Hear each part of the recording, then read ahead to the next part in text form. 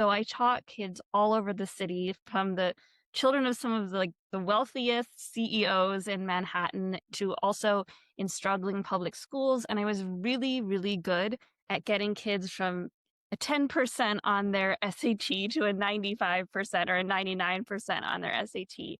And the funny thing about this special skill I had is that I was pretty terrible at taking tests. When I was in middle school and high school, I often underperformed. I had a lot of confusion and friction around the fact that I seemed to be doing really well in school, but just couldn't get my head around these standardized tests. Even in English language arts, which I thought was my strong suit, I would consistently choose the wrong answer in multiple choice questions. And so the reason I'm sharing this is because I think that the reason I was such an excellent tutor is because I actually had a lot of difficulty in this area. And there's a teacher of mine who used to say, we heal where we're wounded. And so if there's anything that you take away from this workshop, I want it to be that you absolutely have the capacity to teach your child math. And in fact, your own challenges in math make you a better teacher than someone who is just naturally gifted at math, because you can empathize more strongly with their challenges